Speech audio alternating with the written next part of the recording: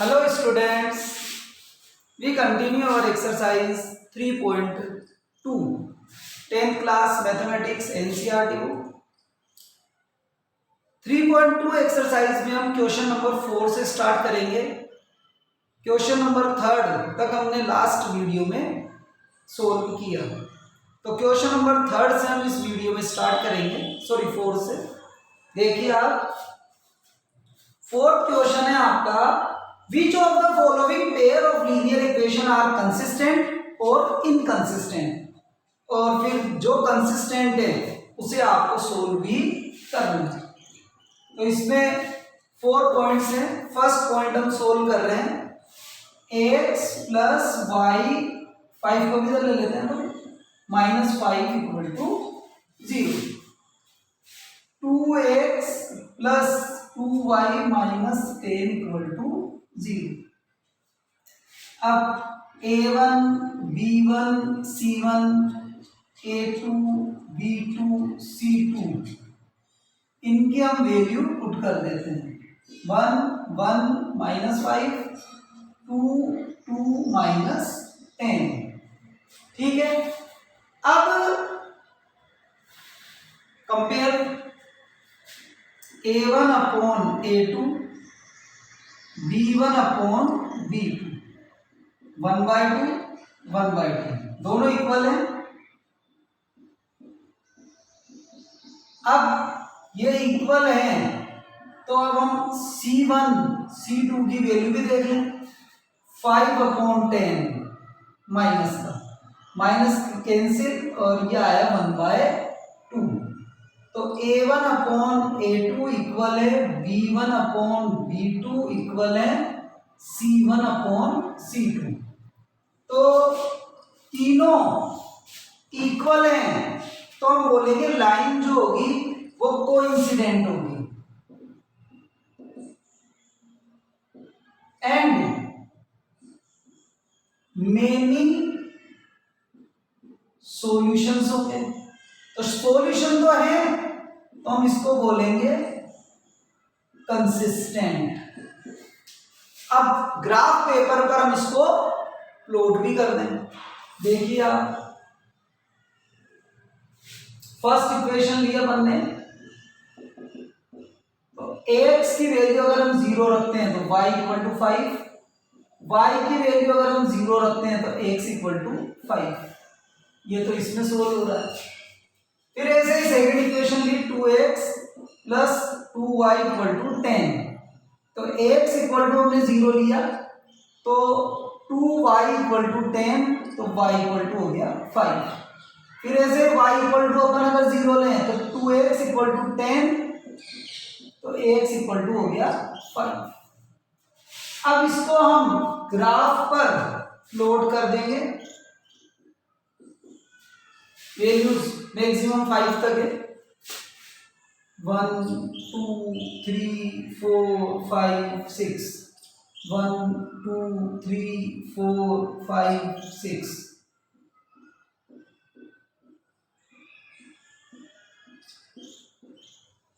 तो देखो x 0 then y 5 और ऐसे ही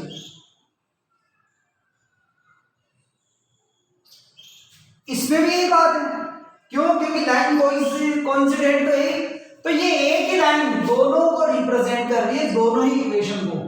x plus y equal to 5 को भी कर रही है और 2x plus 2y equal to 10 को भी रिप्रेजेंट कर रही है। कोइंसिडेंट का मतलब यही है कि दोनों इक्वेशन की लाइन जो होगी वो एक ही ड्रा होगी। चलिए आगे, नेक्स्ट क्वेश्चन सेकंड, मतलब फोर्थ क्वेश्चन का ही सेकंड पॉइंट।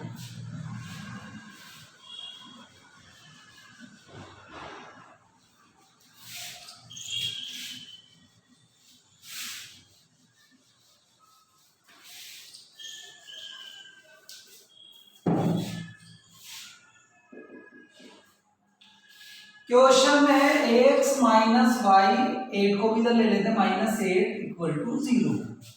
फिर 3x माइनस 3y, 16 को भी इधर ले लेते हैं, -16 equal to 0।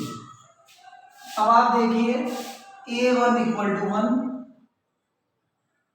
B1 equal to -1, C1 equal to -8, A2 equal to 3, B2 equal to -3, C2 equal to -16। तो अब इसको हम चेक कर लेते हैं A1 B1 वाले में। तो 1/3 और -1/-3, माइनस से माइनस कैंसिल हो गया तो ये भी 1/3 आ गया। तो दोनों इक्वल आ गए, A1/A2 इक्वल है B1/B2 के। अब हम C1/C2 भी चेक कर लें, -8 -16, माइनस से माइनस कैंसिल और ये कट गए तो ये आ गया 1/2। तो इनके इक्वल नहीं है ये।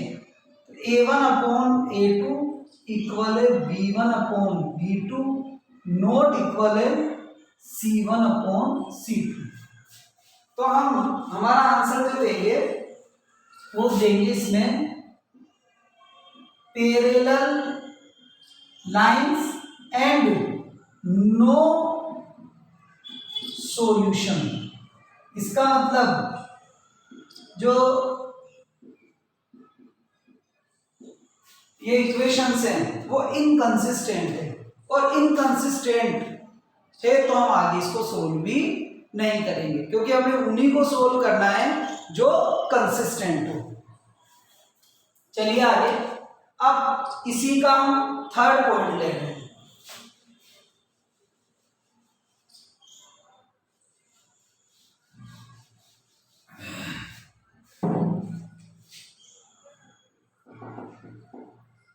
इक्वेशन है 2x + y - 6 = 0।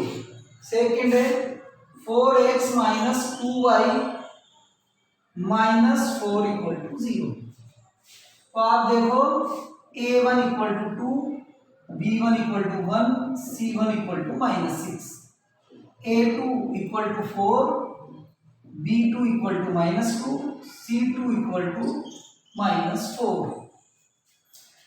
A1/A2, B1/B2, 2/4 cancel हुआ तो ये आया 1/2। फिर 1/-2 मतलब -1/2। तो दोनों इक्वल है क्या? नहीं है, नॉट इक्वल। अब जब दोनों इक्वल नहीं है तो इंटरसेक्ट करेंगे एंड यूनिक सॉल्यूशन होगा और कंसिस्टेंट होंगे। अब हम लाइन ड्रा कर लेते हैं इसके लिए, मतलब वही ग्राफ पर। तो इक्वेशन है 2x + y = 6, first equation. x = 0 रखा तो y = 6, y = 0 रखा तो 2x = 6 तो x = हो गया 3। सेकेंड इक्वेशन ले लें 4x - 2y = 4, x = 0 रखा अपन ने तो y तो -2y = हो गया 4, y = हो गया -2। y = अगर हम 0 रखें तो 4x = 4, x = हो गया 1। ठीक है, अब ग्राफ पर हम इसको प्लॉट कर लेते हैं। मैक्सिमम वैल्यू 6 है तो 1 2 3 4 5 6 7 तक हमने ले लिया इसमें।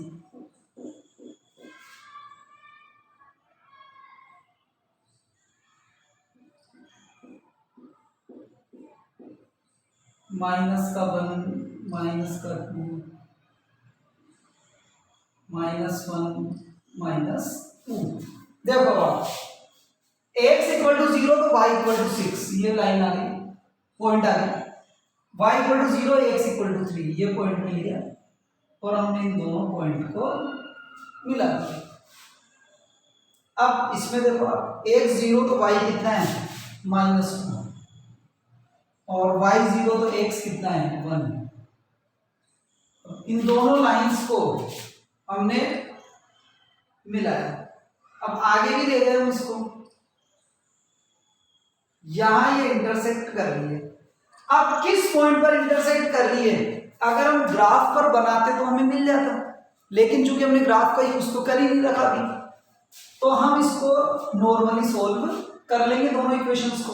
वो कैसे, 2x plus y equal to है 6 और 4x minus 2y equal to है 4। इक्वेशन 1 इक्वेशन 2, या तो x को इक्वल कर लो या y को इक्वल कर लो। y को इक्वल कर लेते हैं मान लो, तो इसके लिए इसको 2 से मल्टीप्लाई कर देते हैं। तो equation 2 multiply by, sorry equation 1 by 2, तो 4x plus 2y equal to 12, और ये आ गया 4x plus sorry minus 2y equal to 4। ठीक है, अब दोनों के साइन अलग अलग है, डिफरेंट है, दोनों इक्वेशन का सम करेंगे हम तो ये तो कैंसिल हो जाएगा। 8x इक्वल टू 16, तो x इक्वल टू आ गया 2। अब x की वैल्यू हम रखकर y में निकाल लेंगे, तो देखो 2 इंटू, इसमें रख रहे हैं हम फर्स्ट वाली में 2 into 2 plus y equal to 6, तो 2 इंटू 2 4 उधर गया, तो y इक्वल टू भी क्या आ गया 2। तो ये जो पॉइंट है वो हो गया 2 2, मतलब जहां x की वैल्यू भी 2 है और y की वैल्यू भी 2 है। इस x की वैल्यू 2 और y की वैल्यू 2 से हमारी दोनों इक्वेशंस सेटिस्फाई हो जाती है। अगर आप ग्राफ पेपर पे ही इसको प्लॉट करें तो 2 आपको वहीं पे मिल जाएगा, ये भी आपको सोल्व करने की रिक्वायरमेंट नहीं रहेगी। चलिए आप नेक्स्ट इसका 4th पॉइंट देखिए।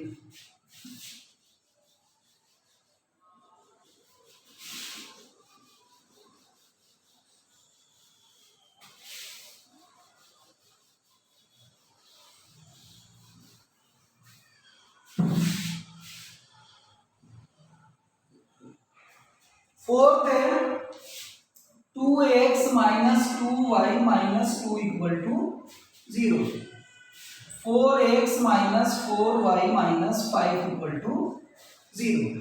ठीक है, तो a1 b1 c1 a2 b2 c2 इनकी वैल्यूज हमें चाहिए, a1 2 b1 माइनस 2 और c1 माइनस 2, ये 4 माइनस 4 और ये minus 5, a1 upon a2 b1 upon b2, 2/4 minus 2/-4, minus से माइनस कैंसिल, 2 से आ गया 1/2 और ये भी आ गया 1/2, तो इक्वल आ गए ये दो।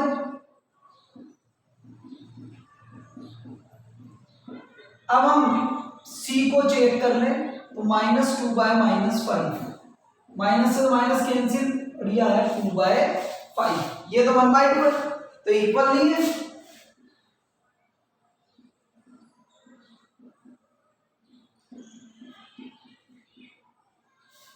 अब a और b तो इक्वल है बट c इक्वल नहीं है, तो हमारा आंसर होगा parallel lines and no solution. जब सॉल्यूशन ही नहीं है तो इनकंसिस्टेंसी रहेगी। तो इस तरह से ये हमारा 4th क्वेश्चन जो था वो तो हुआ कंप्लीट। अब आगे नेक्स्ट 5th क्वेश्चन देखेंगे हम।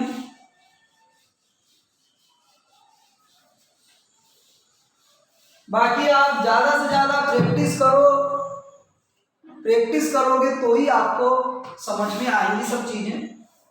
Next question number 5, half of the perimeter of a rectangular garden whose length is 4 meter more than its width is 36 meter. Find the dimension of the garden.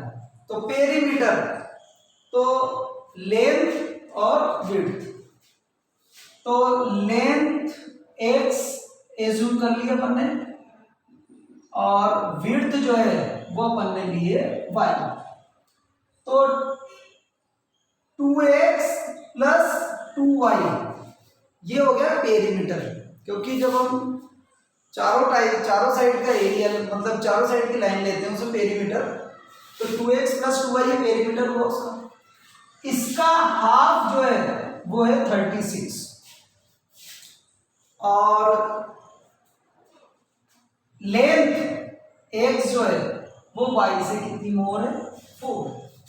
तो ये तो हुआ equation first और ये हुआ equation second.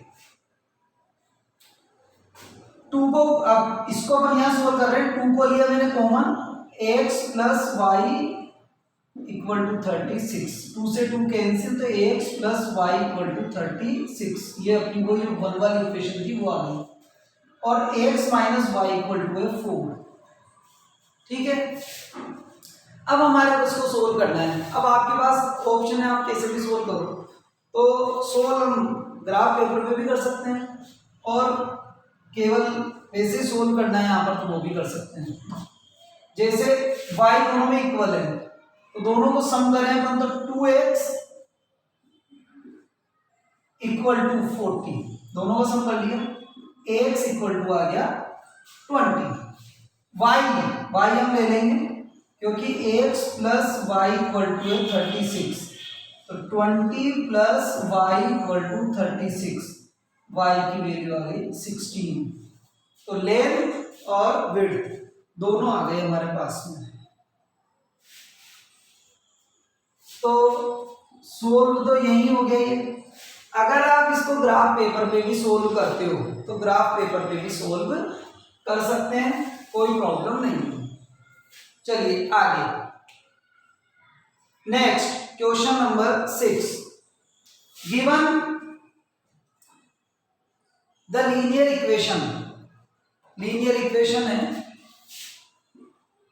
2x plus 3y minus 8 equal to 0। Right another linear equation in 2 variables such that geometrical representation of the pairs so formed as intersect line, parallel line, coincident line. First point में बोल रहा है कि line, एक और equation बनाओ। आप एक इक्वेशन बनाओ, वो इक्वेशन और ये इक्वेशन में क्या होना चाहिए, इंटरसेक्शन होना चाहिए। इंटरसेक्शन के लिए क्या देखना होता है हमारे को कि A1 A2 और B1 B2 इक्वल नहीं होने चाहिए। जैसे इसमें A1 2 है, अब आप देखो जैसे इस वाली वैल्यू को तो डबल कर लें और इसको मान लो 3 टाइम कर लें तो रेशो जो होगा वो सेम नहीं आएगा। तो हम ये ले लेते हैं इसको 4x plus 9y minus 8 equal to 0। जब ये और ये दोनों एक दूसरे को इंटरसेक्ट करेंगे, क्यों? क्योंकि A1 A2 मतलब 2/4 या 1/2 और B1 अपॉन B2 3/9 ये कैंसिल हुआ 1/3। तो A1 upon A2 not equal B1 upon B2। तो इसका मतलब क्या हुआ कि लाइन एक दूसरे को इंटरसेक्ट करेंगी। सेकेंड पॉइंट में है पैरेलल।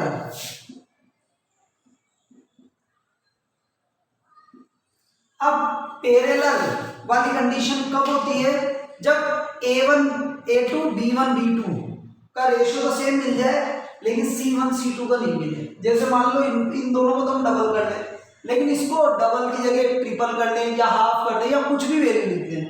जैसे आप देखो 4x plus 6y minus 12 equal to 0।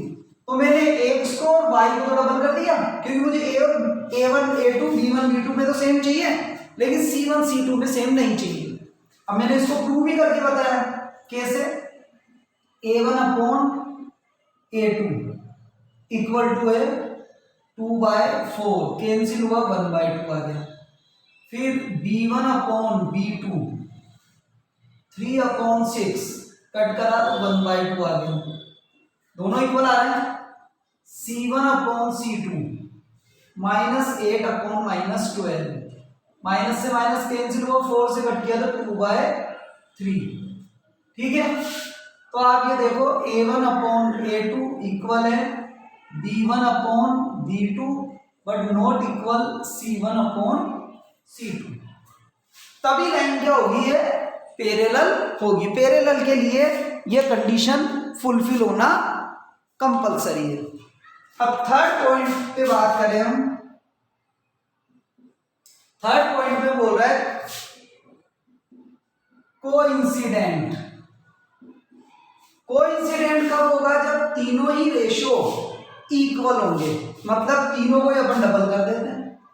तो डबल किया हमने 4x + 6y - 16 = 0, तीनों को डबल कर दिया हमने। तो जब तीनों को डबल कर दिया तो रेशियो इक्वल आएगा। देख लो, आपको अपन प्रूव भी कर देते हैं। A1 अपॉन A2 2/4 कैंसिल हुआ 1/2।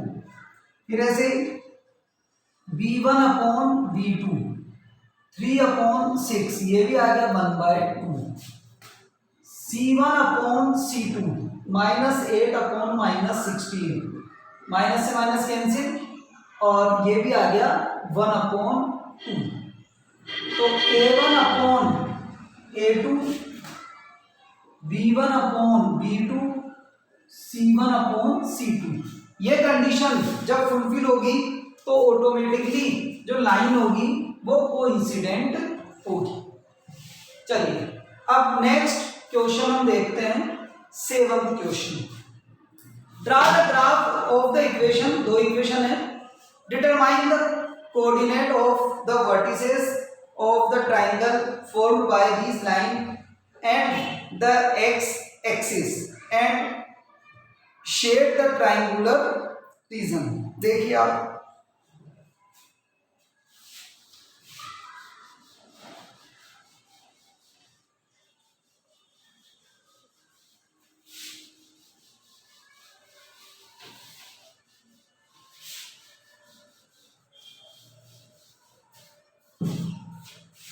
क्वेश्चन नंबर है 7। तो 2 लाइंस गिवन है आपको, x - y + 1 = 0 और दूसरी है 3x + 2y - 12 = 0। ठीक है, अब हमारे को इसको ग्राफ पेपर पे सोल्व करना है, बोल रहा है। ठीक है, तो ग्राफ पेपर पे सोल्व करेंगे कैसे, इन दोनों वैल्यूज को इधर ले लें अपन। तो x - y = हो गया -1, 3x + 2y = है 12। ये हमारा क्वेश्चन है। अब हम एक तो वही 0 रख के दूसरे की वैल्यू निकाल लें। x = 0, फर्स्ट वाले की बात है, फर्स्ट इक्वेशन की। तो y = क्या आया, -y = -1, तो y = आ गया 1। सेकेंड नंबर के लिए हमने ये वाली इक्वेशन, तो 3x + 1 मिनट, हम पहले इसको भी पूरा सोल्व कर लें। y = 0, तो x = हो गया -1। अब सेकेंड इक्वेशन ले रहे हैं, अब ले रहे हैं अपन इस चीज को, 3x + 2y = 12।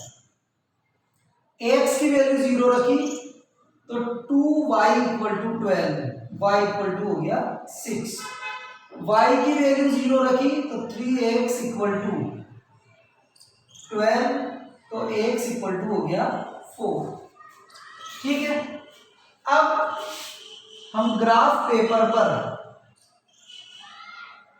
इसको प्लॉट भी कर रहे हैं। मैक्सिमम वैल्यू 6 तक है।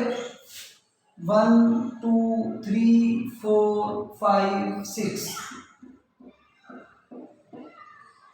1 2 3 4 5 6 7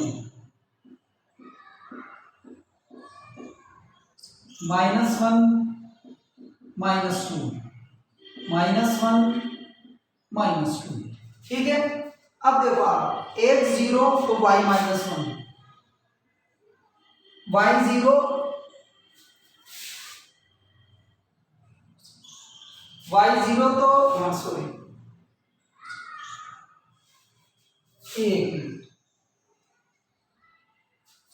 x 0 तो y 1, x 0 तो y 1 यहाँ आ गया, फिर y 0 तो x -1 वो ये यहाँ आ गया।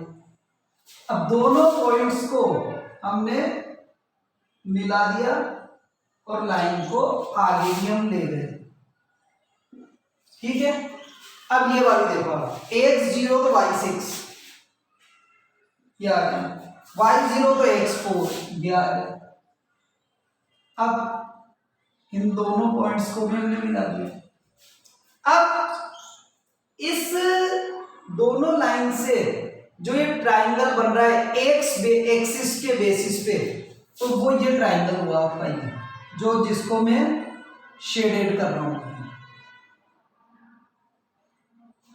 अब इस ट्राइंगल के हमारे को वर्टिसेस बताने, तो एक वर्टिसेस तो ये वाला हो गया जिसमें x तो 0 है और x तो -1 है और y 0 है, तो अपन यहां लिखते हैं -1 0। इसमें x तो 4 है और y क्या है 0 है इस वाले पॉइंट पर। अब रही बात ये वाला पॉइंट, ग्राफ पेपर पर अगर हम बनाते इसको तो इजी वे में मिल जाता हमारे, बट चूंकि हमने अभी डायरेक्ट सोल्व किया है तो हम क्या करेंगे, इन दोनों इक्वेशंस को जैसे नॉर्मली सोल्व करते थे सोल्व करके x और y की वैल्यू फाइंड आउट कर लेंगे, तो ये थर्ड वर्टिसेस आ जाएगा इसका। देखो आप x - y = -1, 3x + 2y = 12, equation 1 equation 2। x को इक्वल कर लो या y को कर लेते हैं अपन, तो equation 1 multiply by 2, 2x - 2y = -2, 3x + 2y = 12, ये दोनों कैंसिल, 5x = 10, तो x की वैल्यू आ गई 2। x की वैल्यू 2 आप रख दीजिए यहाँ पर, 2 - 1 = -1, तो ये इधर ट्रांसफर किया, 2 + 1 = y, तो y की वैल्यू आ गई 3, तो ये वर्टिसेस हो गया 2 3। तो तीनों वर्टिसेस आपके पास में आ गए, यही हमारे को इसमें सोल्व करना था। तो एक्सरसाइज आपको समझ में आई होगी, और बाकी मैं बार बार आपको एक ही चीज बोल रहा हूँ, मैथमेटिक्स से प्रैक्टिस करिए, प्रैक्टिस करोगे आपको इंटरेस्ट भी आएगा और क्वेश्चंस इजी वे में समझ में भी आएंगे। Okay, thanks.